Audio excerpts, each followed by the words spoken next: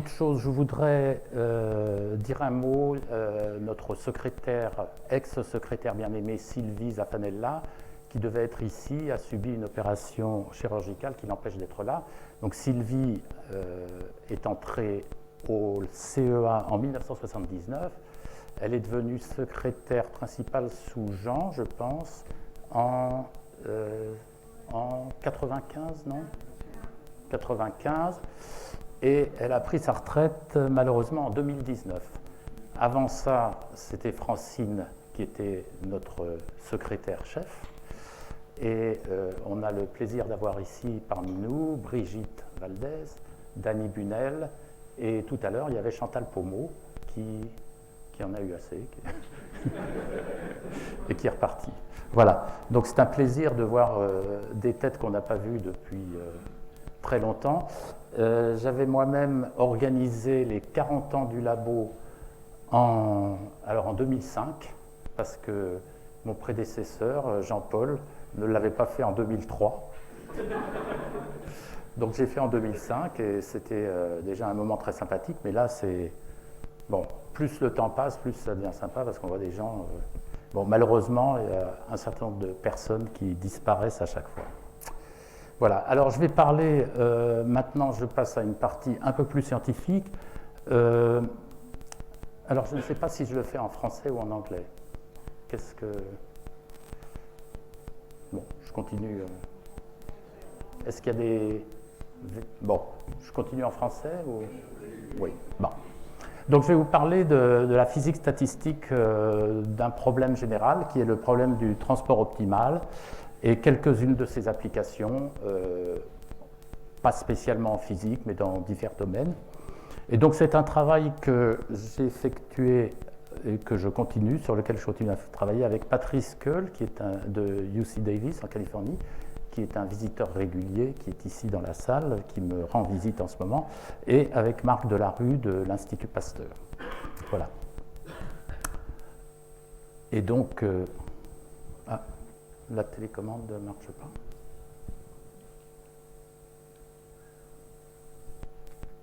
Ah oui, elle marche. Alors, je vais vous parler donc quelques applications de la physique statistique au transport optimal. Donc d'abord, je vais expliquer ce que c'est que le transport optimal. Et premier exemple, c'est l'exemple du assignment, donc le problème du matching bipartite. Ensuite, je vais expliquer le transport optimal équilibré, le transport optimal non équilibré avec masse variable, et si j'ai le temps, je parlerai du transport optimal de Gromov-Wasserstein. Alors, c'est un problème qui a une histoire très ancienne, puisque ça remonte à Monge. Et si je me souviens bien, le problème de l'assignation, enfin, c'est le problème de la théorie des Remblais, des Deblais et Remblais, c'est un mémoire de Monge de 1781. C'est relié à un problème que Schrödinger a étudié, qui est le problème des ponts de Schrödinger. Et ça a été développé par Kantorovitch dans les années 40, qui est un mathématicien russe. Et les figures françaises, enfin originaires de France, célébrissimes associées à ce problème, sont Cédric Villani et Alessio Figali. Voilà. Et donc c'est l'étude du transport optimal et de l'allocation des ressources. Alors, l'exemple que je tiens de mon collègue Patrice, donc c'est donc en France, donc à Paris, imaginez, il y a des... Alors, c'était pas l'exemple donné par Monge, mais c'est un exemple qui est simple. Vous avez des boulangeries, voilà, qui sont distribuées dans Paris, et chaque boulangerie a besoin de farine. Et vous avez par ailleurs des moulins qui produisent de la farine, et chaque moulin doit distribuer de la farine aux boulangeries. Alors, évidemment, il y a un certain coût pour transporter 1 kilo de farine d'un moulin à une boulangerie. Alors ici, on peut définir, donc ça, c'est les moulins, là, vous avez les boulangeries, et puis ça, c'est le coût de transport au kilo, qui est fonction de la distance, qui peut être fonction de beaucoup de choses.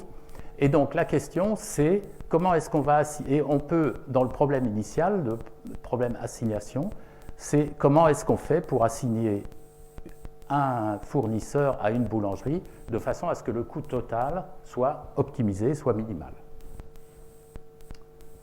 Alors, voilà, donc par exemple ici on met des flèches entre les producteurs et les consommateurs, et c'est la configuration qui minimise le coût total. Alors ça a des applications un peu partout, en recherche opérationnelle, c'est un problème fondamental en recherche opérationnelle, en économie, data science, en physique, etc. Bon. Alors la formulation initiale de Monge était une formulation un peu plus continue. Il s'agissait de faire des fortifications pour des villes, et donc il fallait transporter des pierres pour donc des déblais, déblayer des endroits, pour les amener dans ce qu'ils appelaient des remblais, et minimiser le coût. Alors mathématiquement, dans le cas continu, ça se formule comme ceci. Si la mesure, enfin, la densité, disons, de matière des remblais, des déblais est donnée par ρ0 de x, on veut transporter vers ρ1 de x, et donc une fonction, donc c'est la fonction de transport, et cette fonction de transport, elle est telle que pour tout sous-ensemble de l'espace RD, la mesure est conservée. Voilà, c'est ça que ça veut dire, c'est que la mesure est conservée, et si on fait le changement de variable, ça se traduit par cette relation. Donc ça, c'est la relation qui, dans des cas particuliers, tient l'équation de Monge-Ampère. Et on peut définir, alors ensuite, une fois qu'on a défini des fonctions de transport, si on a une certaine fonction de coût qui définit le coût pour transporter une unité de masse d'un endroit X à un Y, le transport optimal, ou distance de Monge, entre deux distributions ρ0 et ρ1, c'est le minimum sur tous les transports viables du coût du transport fois la quantité de matière initiale. Alors les exemples, donc le problème de Monge, c'était avec la distance x moins y, donc la distance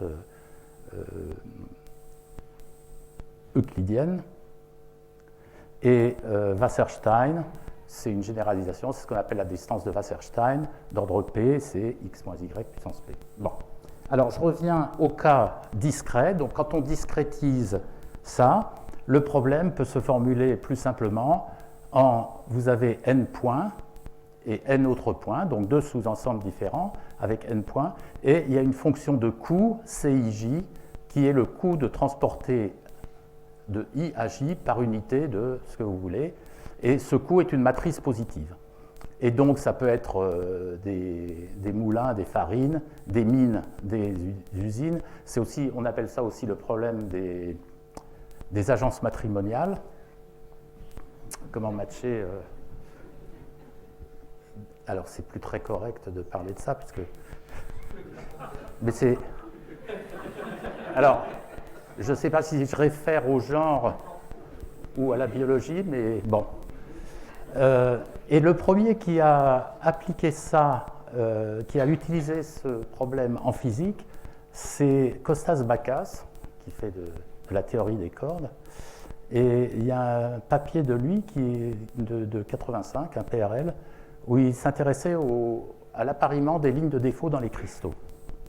Alors, l'assignation ou l'assignation optimale, ça revient à chercher la permutation. Donc, une assignation, c'est une permutation. Vous permutez tous ces points et vous allez de 1, si on permute, donc voilà.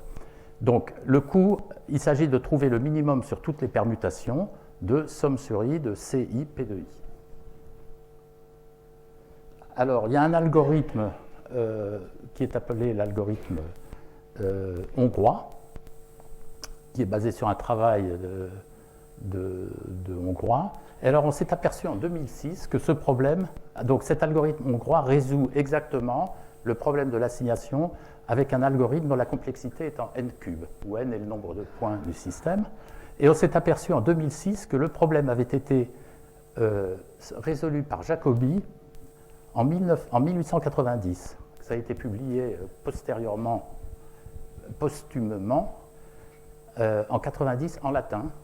Et ça a été, mais on parle toujours d'algorithme hongrois. Alors, je ne vais pas parler de... Enfin, c'est un algorithme qui est exact, qui marche, mais qui est un peu lent. Alors, ensuite, les gens se sont... Suite aux travaux, en fait, de Kostas Bakas, qui avait introduit ce problème, les gens se sont un petit peu intéressés au problème de l'assignation, donc du matching bipartite, à température finie.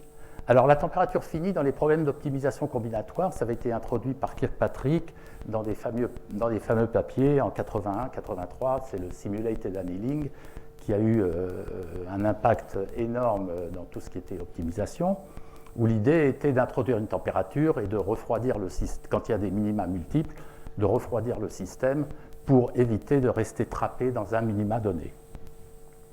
Et donc, la physique statistique du problème de l'assignation aléatoire a été introduit par Vanimenius-Mézard en 84, et puis en 85, je me suis intéressé au problème, et en même temps, il y avait un papier de Mézard et Parisi, et donc l'idée, c'était de prendre le problème du random matching, donc et de supposer que la fonction de coût, les CIJ, étaient des variables aléatoires gelées, et donc il fallait faire la moyenne gelée. Donc l'idée, c'était réplique, etc. Et en fait, donc c'était vraiment dans une époque, donc dans les années 80, où il y avait une grande activité sur les systèmes désordonnés dans le labo. Cette activité, à ma connaissance, avait été initiée par Cyrano de Dominicis, qui avait fait une transition de la dynamique critique. Donc il avait commencé, enfin, avant de se lancer dans les systèmes désordonnés, Cyrano faisait de la dynamique critique, et il avait noté, il avait remarqué que au lieu de faire de la moyenne quenched pour un système, on pouvait travailler sur le système dynamique et moyenner directement la dynamique.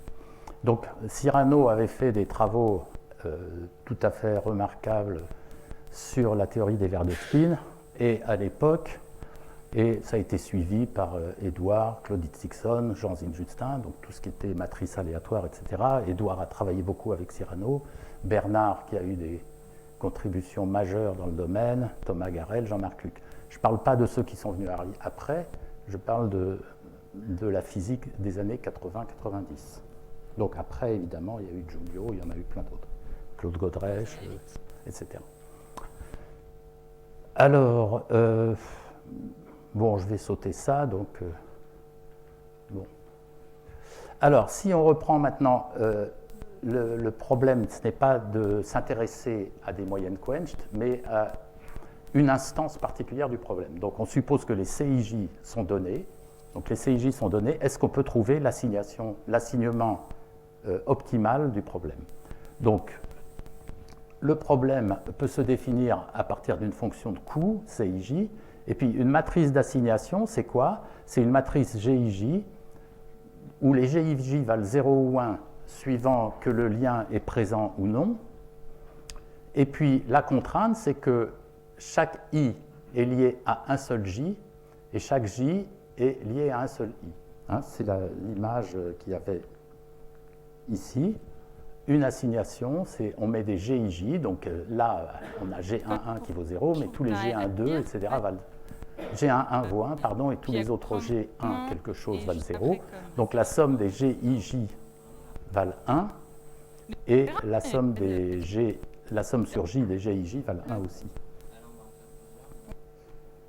Donc, on a les contraintes qui sont ici, et la fonction de coût, c'est somme sur I et J de CIJ, GIJ. Alors, on peut calculer, on peut définir en tout cas une fonction de partition qui est la somme sur toutes les conformations possibles ou les configurations possibles de plans de transport.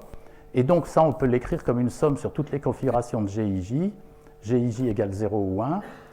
Ça, c'est les contraintes qu'il y ait un seul GIJ qui vaille 1 sur les lignes, un seul GIJ par colonne qui vaut 1, et la fonction de l'énergie.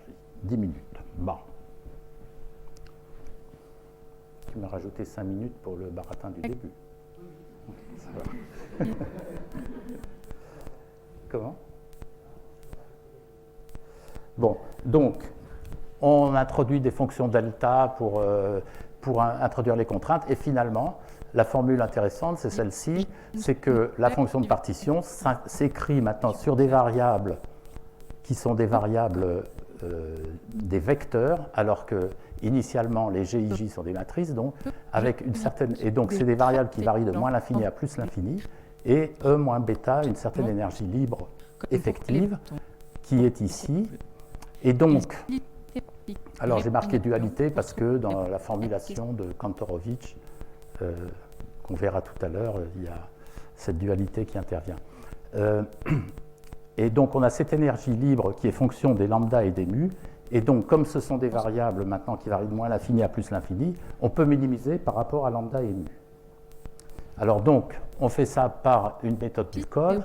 Donc les équations de Cole, c'est df sur d lambda égale 0, df sur d mu égale 0.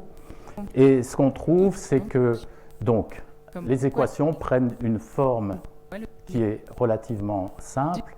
C'est donc il y a cette fonction, ça c'est grand X, c'est la moyenne thermique des G, de même que quand on étudie un système de spin d'Ising, les équations de Cole sont des équations pour la moyenne thermique du spin, donc pour l'aimantation.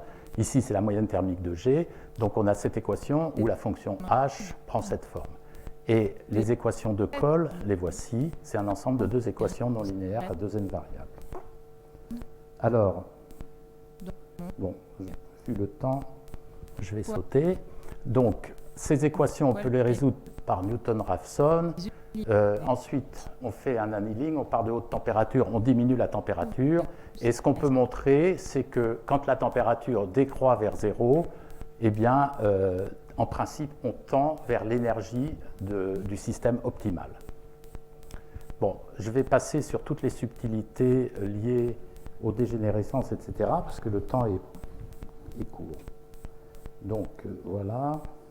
Alors, ça marche très bien, c'est rapide, etc. Je ne vous fais pas le... voilà, bon. Alors, je passe maintenant au problème un peu plus général, qui est le problème du transport optimal. Donc, avant, c'était le problème du transport optimal de Monge. Maintenant, c'est le problème optimal généralisé par Kantorovich. Alors, le problème du transport optimal, c'est quand, par exemple, un moulin peut fournir plusieurs boulangers. Donc, par exemple, D, qui est un gros moulin, peut fournir plusieurs... je vous rappelle que dans le problème initial de Monge, il y a une correspondance une à une entre le producteur et le consommateur.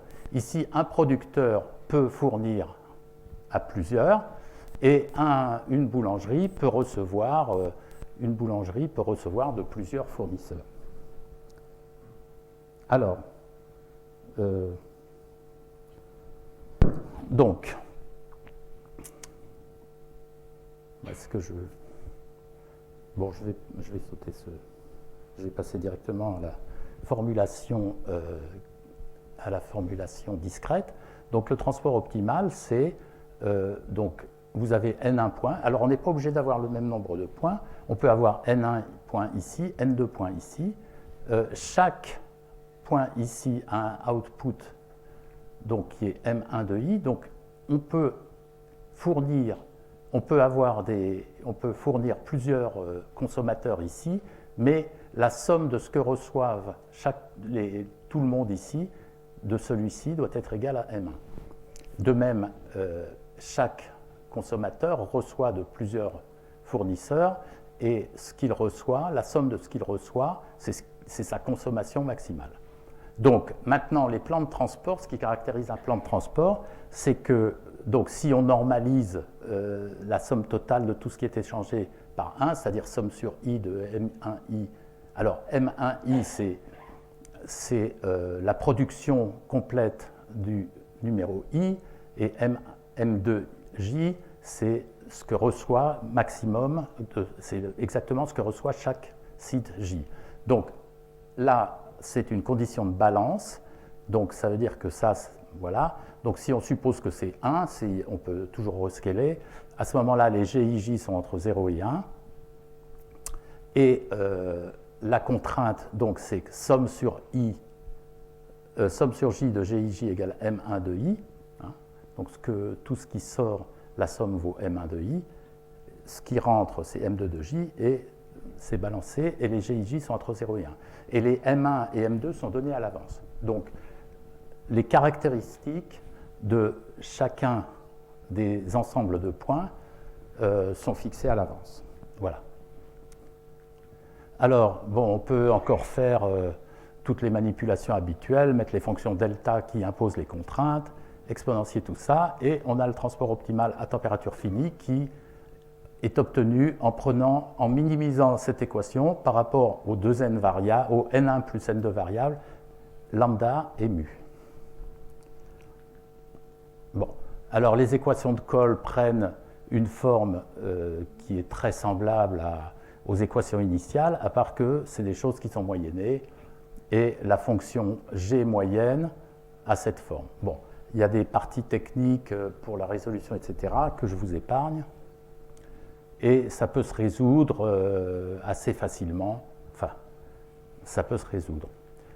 Alors, une des applications, par exemple, c'est en computer vision.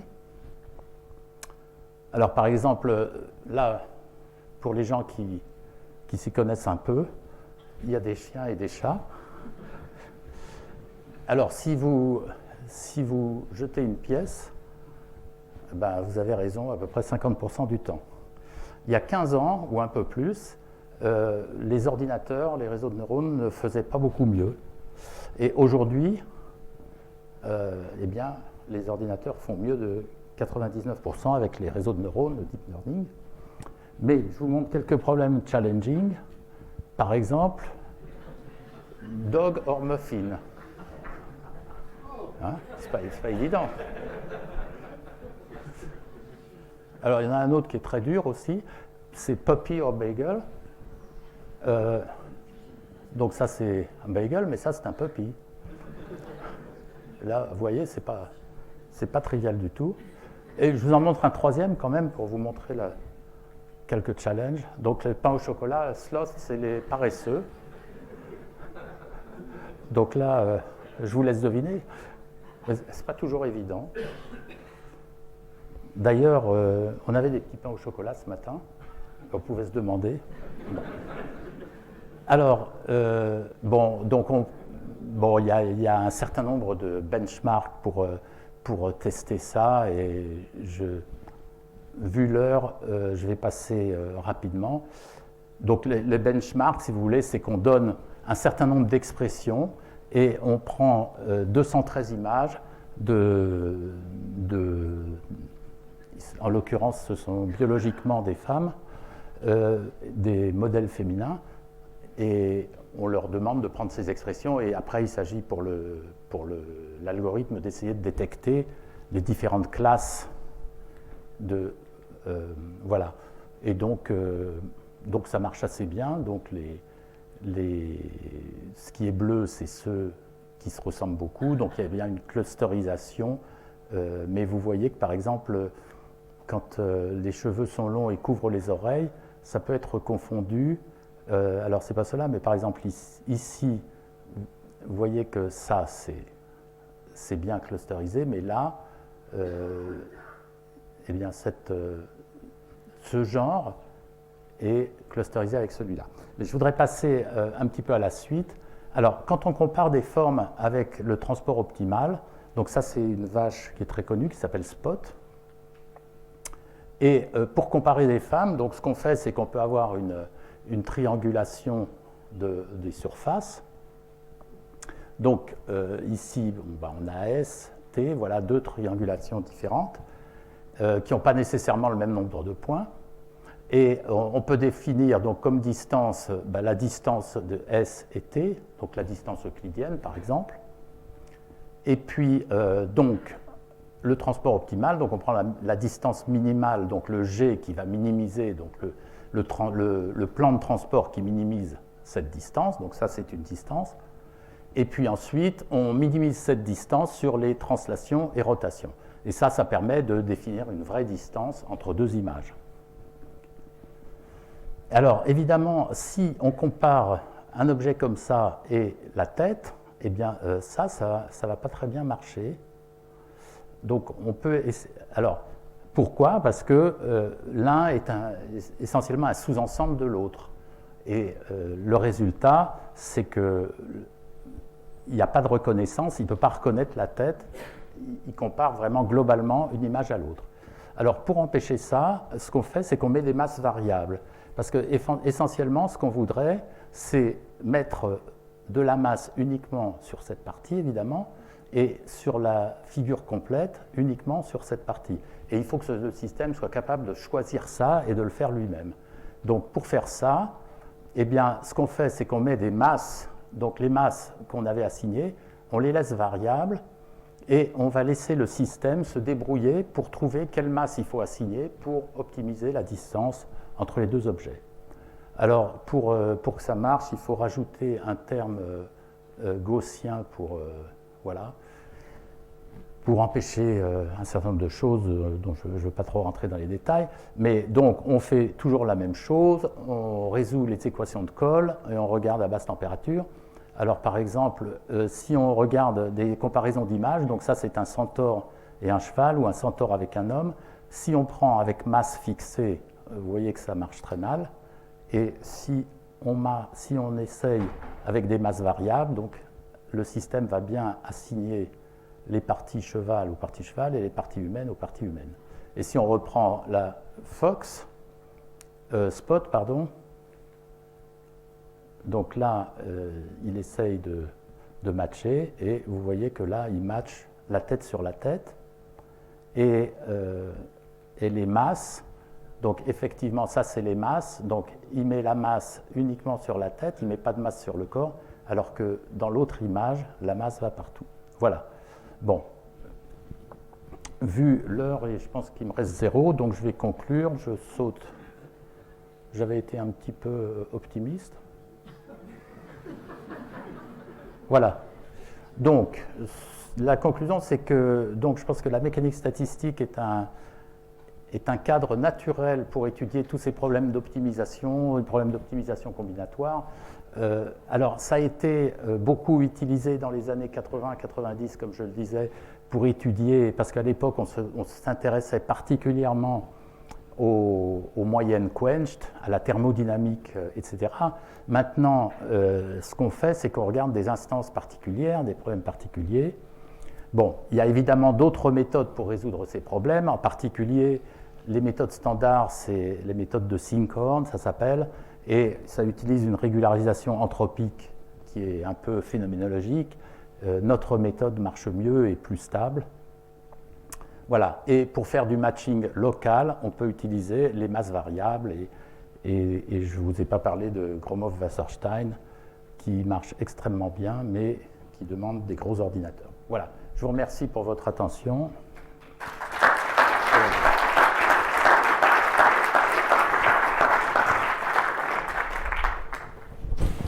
Merci Henri pour cet exposé très intéressant. Est-ce qu'il y a des questions? I think we can allow for questions in English too. Or in French. Pardon? Or in French. Ou en français aussi, évidemment. Oui. Tu exprimes tes contraintes avec des variables conjuguées. Oui. D'où sort la méthode du Cole? La méthode du Cole, c'est parce que tu as un paramètre qui est la température, en fait, et tu peux montrer que quand la température tend vers 0, donc quand β tend vers l'infini, la méthode du Cole devient exacte. Alors, du point de vue de résolution, on fait de l'annealing, et ce qu'on peut montrer, c'est que l'énergie libre est une fonction monotone de la température, et on peut montrer que quand β tend vers l'infini, ça converge bien vers le bon minimum. Ça, on peut le montrer mathématiquement. Est-ce qu'il y a d'autres questions? Oui. In this matching problem, simplest one, it was a kind of memorable result, pi squared over 6. Pi square over square root of 6. pi Pi square, square over 6, yes. pi square over 6, yes. If distribution was uniform, but actually around equal to for 1. exponential distribution. It's exactly for finite n, but yeah, it's for uniform as well, for n going to infinity. And is it analog of your somehow Kantarovich version, where loss m1 and m2 would be equal to 1, so... No, it's What- really the assignment problem. So when you introduce, okay, so when you introduce, you can introduce replicas to do the quenched average over the, okay, at that time, I think it's the exponential, okay, exponential or uniform weight. I know for exponential weight. And when you do the quenched average, you don't need the replica symmetry breaking. You have an equation for the order parameters. There is an infinite number of order parameters even when there is no replica symmetry breaking, because it's all overlaps of all orders. And when you solve this integral equation, you get this pi square over 2. 6. Over 6, sorry, which is zeta of 2. And then Parisi showed that it's really exact. That's the sum of 1 over n squared. And then, so it was confirmed by Aldous, the mathematician. And then it was shown that if you do for finite n, it's 1 over plus 1 over, it's the series 1 over n squared up to n. Yes, but I'm asking analog of this, where you can send, not, 1 to 1, but in this Kantarovich sort But you of have match. to specify the masses, how you distribute the masses. Equal 1, all equal to 1. Or it will be the same. Why? Because Why? why not? You might find it lower. No, why? lower. Sorry? should find something lower. Well, it's the upper bound is pi square over 6. That's of for course. sure, But very often, very often when you solve assignment and optimal transport, you get the same result. Une question. But okay. Okay, so next question. Est-ce qu'on peut définir une robustesse de la solution? Est-ce qu'il y aurait des perturbations qui déclencheraient un effet papillon avec des gros dégâts ensuite sur l'optimisation? Oui, probablement. Probablement si tu varies la fonction de coût, enfin les coûts CIJ.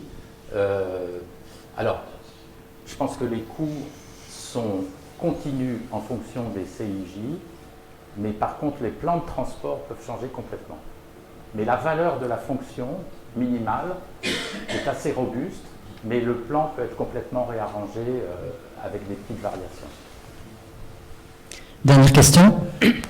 It's not a question, it's just something to also say about Henri. So, during his tenure as head of the lab, the title of the lab was changed from SPHT to IPHT. Something else happened, the seminars. When I came here, everything used to be in French. Yes. And we used to have all these foreign postdocs who were looking at seminars as, completely lost and, bewildered, and they did not integrate in the life of the lab. So it was Henri who actually switched the language. He said, okay, seminars in principle, if there are many people who speak French, of course, they can be in French, but generically the default is English, and then, we can discuss. And that's something which helped a lot in our international environment. That's exactly why I spoke in French. No, today especially, because there are many people who don't. Ok, ben, remercions à nouveau Henri pour cet exposé passionnant.